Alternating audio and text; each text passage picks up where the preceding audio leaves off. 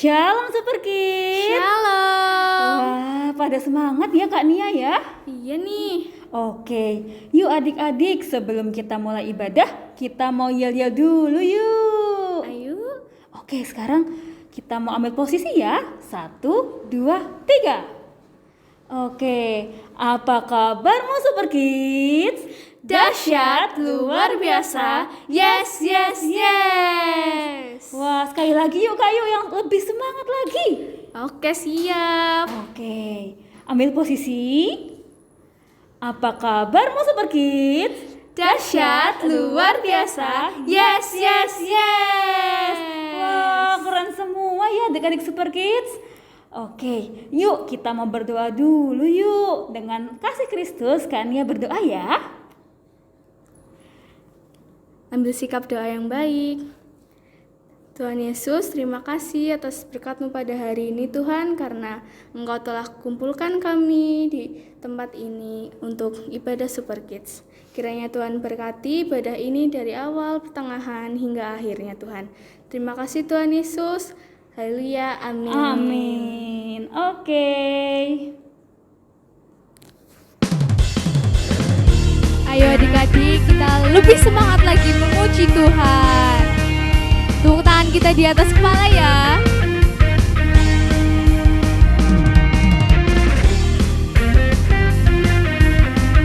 Mana semangatnya nih?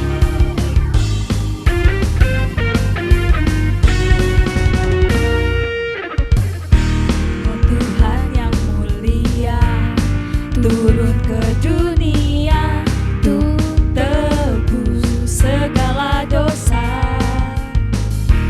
Kau beri keselamatan, beri kesempatan, kasih-Mu mengubahkan.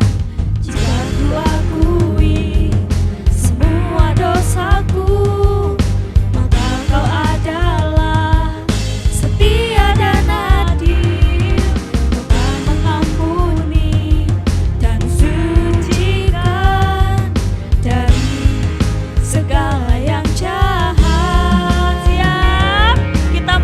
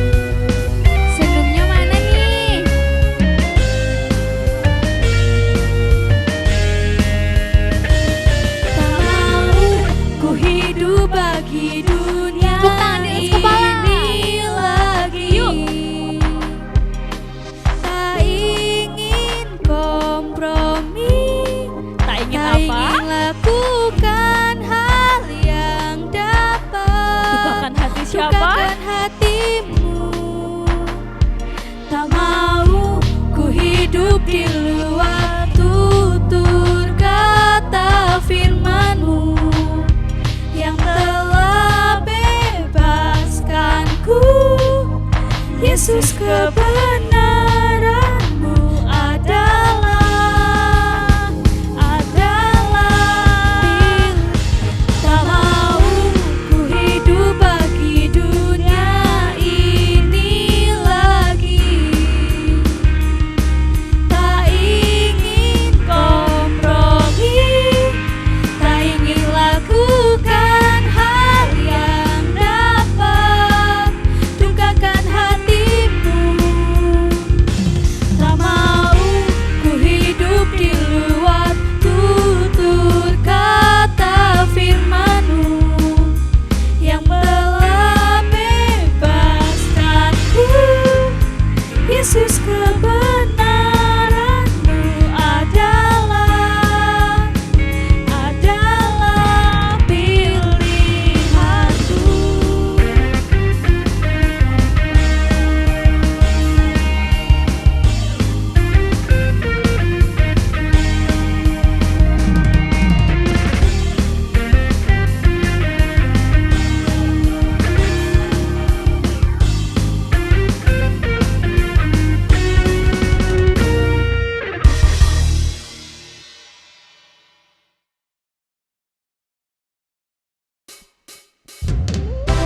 Ayo adik-adik, kita mau memuji Tuhan. Kita mau lompat sama-sama ya. Jam. Jam.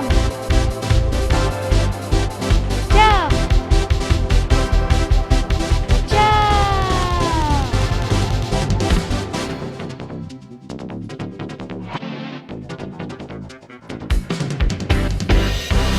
Begitu besar kasih telah tercurah bagi dunia, karya-Mu, kasih-Mu yang termulia, tiada terselami. Besar dan ajaib perbuatan-Mu, Kau beri hidup-Mu bagi diriku. Tiada yang seperti-Mu, Kau berkuasa selamanya, ku puji Kau selalu. 1, 2, 3, go, yay! Oh, betapa dalamnya, betapa lebarnya kasih setia-Mu. Oh, oh, oh, tiada bandingannya, tiada duanya, tiada seperti Kau, Yesus Tuhanku.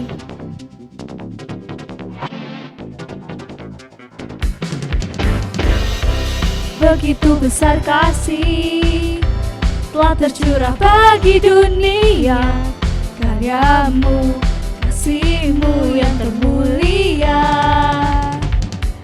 tiada terselami. Besar dan ajaib perbuatan-Mu, Kau beri hidup-Mu bagi diriku. Tiada yang seperti-Mu, Kau berkuasa selamanya, ku puji Kau selalu. 1, 2, 3. Oh, betapa dalamnya, betapa lebarnya kasih setia-Mu. Oh, oh, oh, tiada bandingannya, tiada duanya, tiada seperti Kau, Yesus Tuhan. Oh, betapa dalamnya, betapa lebarnya kasih setia-Mu. Oh, oh, oh, tiada bandingannya, tiada duanya, tiada seperti Kau, Yesus Tuhanku. Anugerah-Mu selalu baru, anugerah-Mu selalu baru, tiada berkesudahan, tiada berkesudahan. Anugerah-Mu selalu baru, anugerah-Mu selalu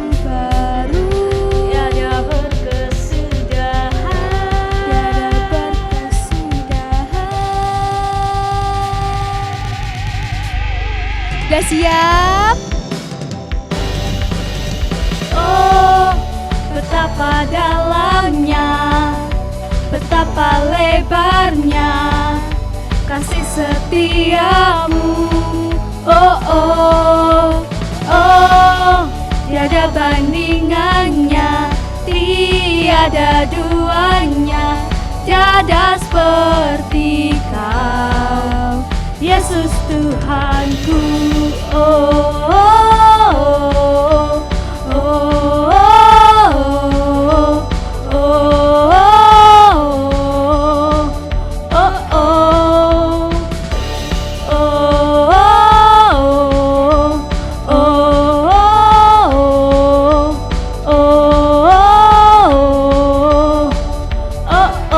Jam,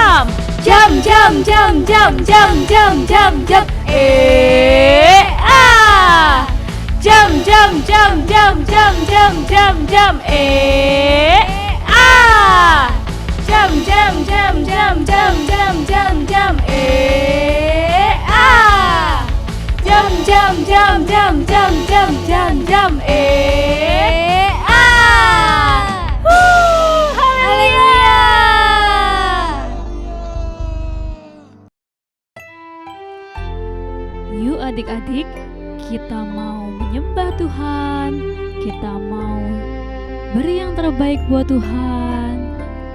Kita mau menyanyikan lagu ini dengan segenap hati ya.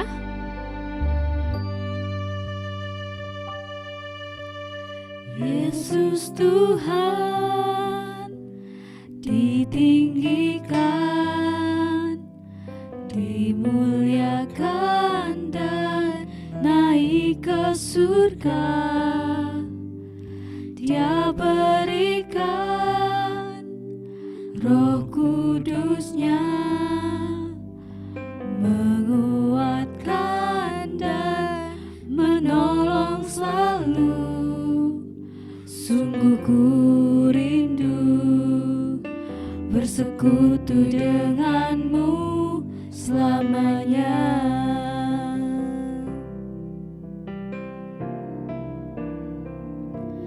Allah Roh Kudus jamah hatiku dengan urapanmu. Rindu selalu dekat denganmu, tinggal di hadiratmu. Yuk kita mau angkat tangan kita, kasih yang terbaik ya. Yesus Tuhan ditinggikan, dimuliakan dan naik ke surga. Dia berikan Roh Kudusnya, menguatkan dan menolong selalu. Sungguh ku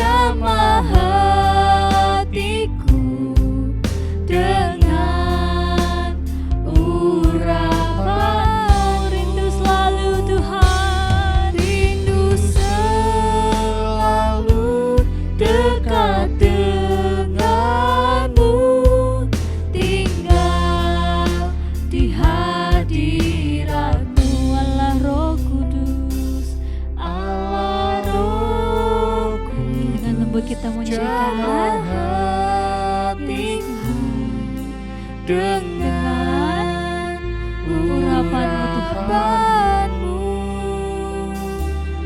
rindu selalu dekat denganmu, tinggal di hadirat-Mu. Adik-adik, Tuhan Yesus itu sayang banget sama kita. Dia rela turun ke dunia, menebus dosa kita. Dia bangkit mengalahkan maut. Dia naik ke surga. Tapi jangan khawatir ya, karena Tuhan sudah memberikan Roh Kudus-Nya untuk menemani kita di dunia ini. Yuk, Kak Kozi mau ajak adik-adik untuk membalas kasih Tuhan. Ya walaupun mungkin gak sebanding ya dengan pengorbanan Tuhan, tapi kita mau ngasih yuk yang terbaik buat Tuhan. Kita mau memuji Tuhan dengan segenap hati kita, dengan segenap jiwa kita. Bisa? Oke, yuk katakan. Allah Roh Kudus, jamah hatiku dengan urapan-Mu, rindu selalu dekat denganmu, tinggal di hadirat-Mu. Allah Roh Kudus, Allah Roh Kudus, jamah hatiku dengan urapan-Mu, rindu selalu dekat denganmu, tinggal di hadirat-Mu.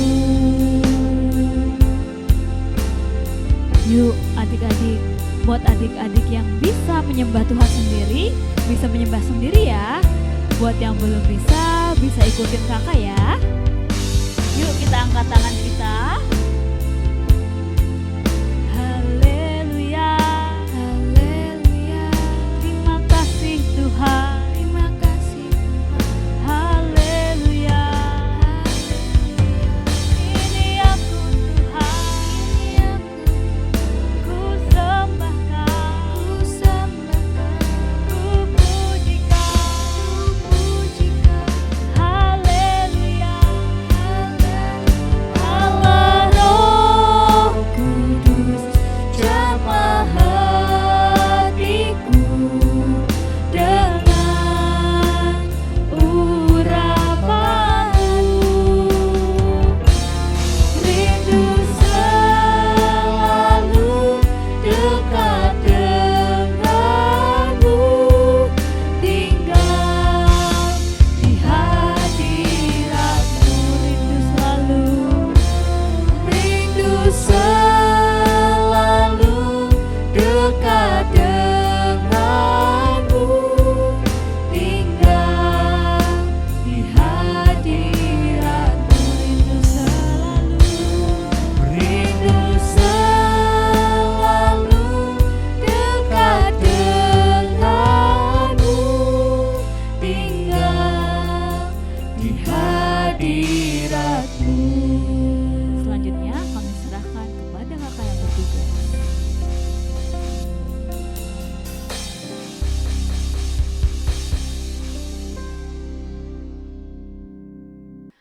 Shalom Super Kids. Wow, kita ketemu lagi ya minggu ini. Gak kerasa ya, udah berapa minggu ya kita gak ketemu? Udah banyak ya.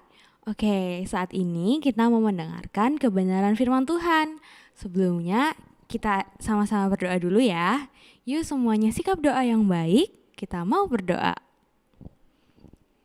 Terima kasih Tuhan Yesus, Engkau telah pimpin pujian penyembahan kami dari awal hingga akhir.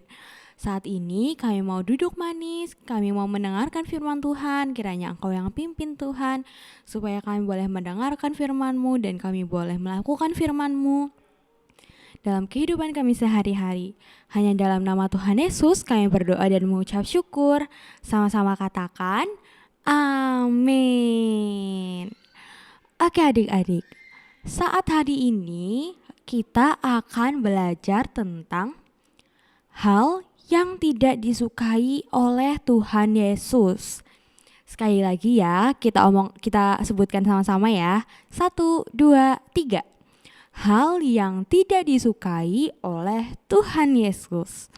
Nah, ayatnya ada dalam Markus 11 ayat 12 sampai 14. Nah, adik-adik, dalam Markus ini ada perumpamaan tentang pohon ara yang tidak berbuah. Ada yang udah tahu ceritanya? Coba dong lambaikan tangannya.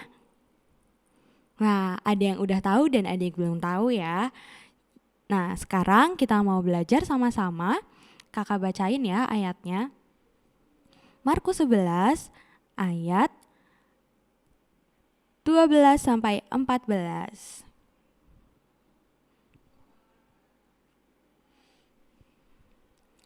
Keesokan harinya sesudah Yesus dan ke-12 muridnya meninggalkan Betania, Yesus merasa lapar. Dan dari jauh ia melihat pohon ara yang sudah berdaun. Ia mendekatinya untuk melihat kalau-kalau ia mendapat apa-apa pada pohon itu. Tetapi waktu ia tiba di situ, ia tidak mendapat apa-apa selain daun-daun saja, sebab memang bukan musim buah ara. Maka katanya kepada pohon itu, "Jangan lagi seorang pun makan buahmu selama-lamanya." Dan murid-muridnya pun mendengarnya. Amin. Nah, sekarang kakak mau kasih tahu hal apa sih yang bisa kita pelajari dari perumpamaan buah ara ini. Tadi dalam Markus 11 ayat 13 dikatakan kayak gini.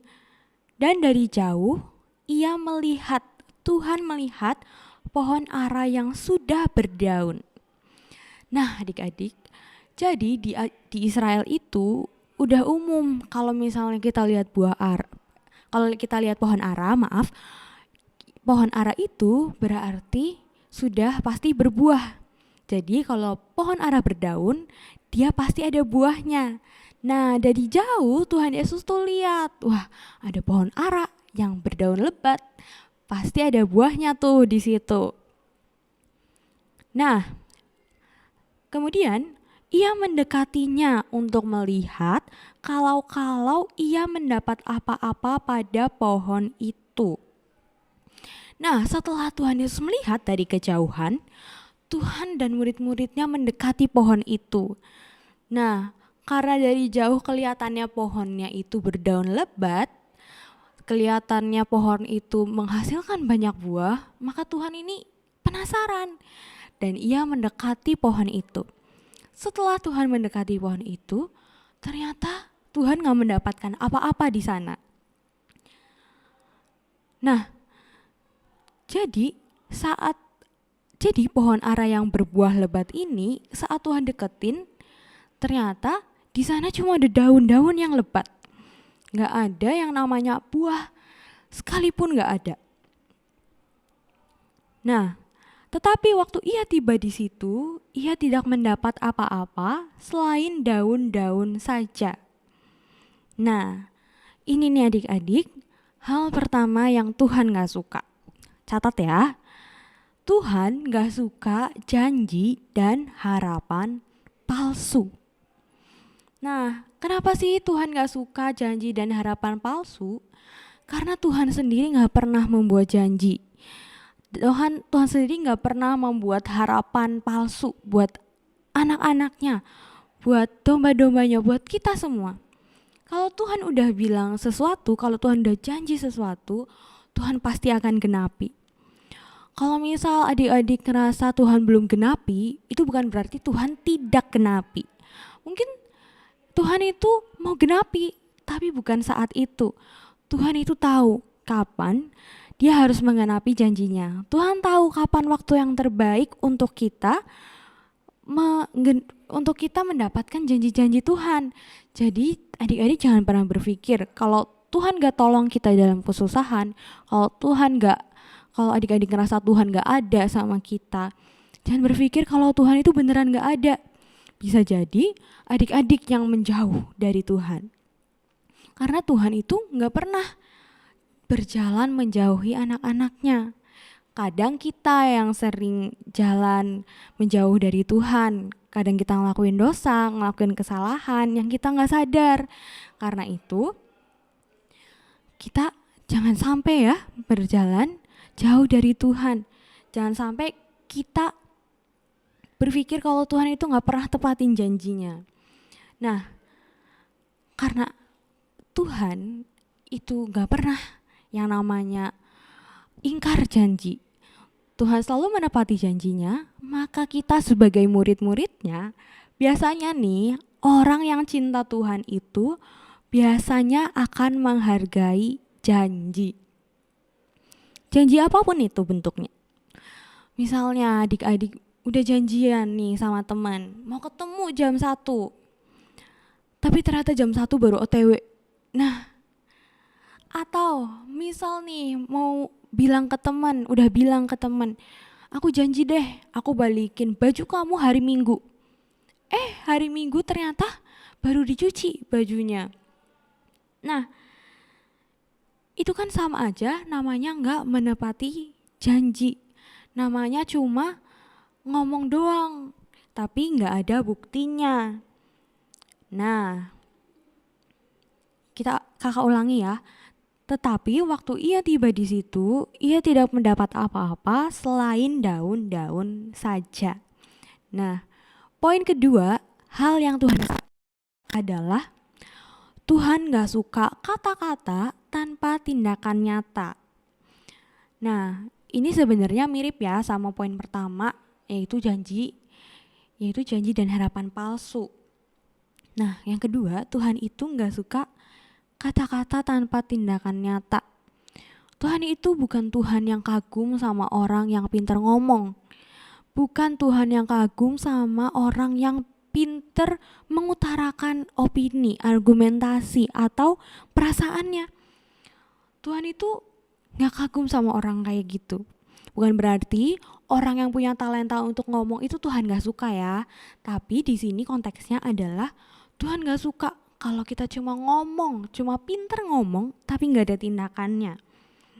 Nah, adik-adik di sini ada yang pernah dengar kan istilah tong kosong nyaring bunyinya. Nah, tong kosong itu kaleng, kalau nggak ada isinya, kalau kita ketuk, tuk tuk tuk tuk tuk, suaranya akan keras. Nah, tapi kalau kaleng itu ada isinya, kita isi kaleng itu sampai penuh. Saat kita ketuk, saat kita pukul itu kaleng, suaranya akan lebih kecil. Karena itu orang yang berisi, kaleng yang isi penuh, suaranya gak akan besar-besar. Nah, Tuhan juga mau kita jadi kaleng yang terisi penuh sama firman Tuhan. Tuhan mau kita diisi sama firman Tuhan. Nah, selain kita diisi sama firman Tuhan, Tuhan juga mau kita langsung melakukan action. Kita langsung melakukan tindakan-tindakan yang nyata, bukan cuma ngomong-ngomong aja.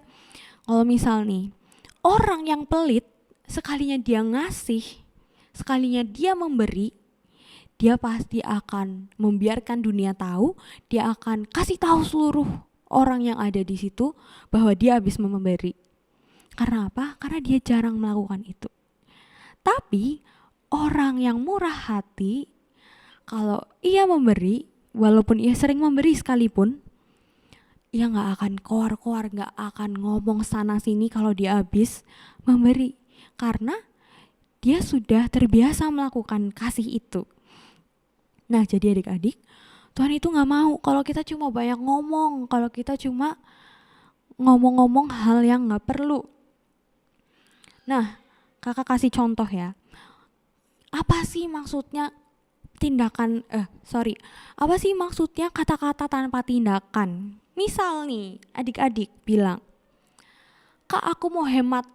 Soalnya guru aku bilang, katanya kita harus berhemat, kita harus menabung. Jadi mulai hari ini aku mau hemat. Tapi ternyata keesokan harinya adik-adik langsung jajan terus. Terus besoknya lagi dikasih sangu sama mama, dihabisin lagi untuk jajan. Nah, padahal kemarinnya adik-adik udah bilang katanya mau hemat, tapi ternyata jajan terus. Atau misal nih diajak main sama temennya, terus adik-adik bikin alasan, oh maaf ya, aku gak bisa ikut main, soalnya aku mau belajar. Nah, tapi setelah udah sampai rumah, adik-adik gak belajar.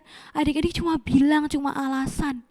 Cuma ngomong aja ke temen-temen, aku tuh mau belajar nih, aku mau jadi anak rajin. Tapi nyatanya sampai di rumah, adik-adik malah asik main HP, malah asik main sama mainannya. Nah, itu adalah 2 contoh kata-kata tanpa tindakan nyata. Nah, adik-adik lebih baik gak usah ngomong apa-apa daripada udah ngomong tapi gak bisa buktiin, karena Tuhan gak suka. Dan kalau adik-adik mengucapkan kata-kata yang sembarangan, adik-adik, hal itu akan dimintai pertanggungjawaban sama Tuhan di akhir zaman nanti. Wah, nakutin banget ya. Tapi emang nyatanya seperti itu.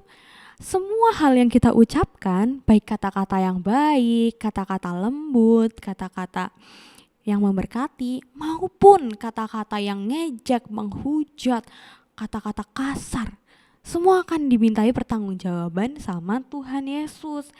Jadi hati-hati ya dalam berucap.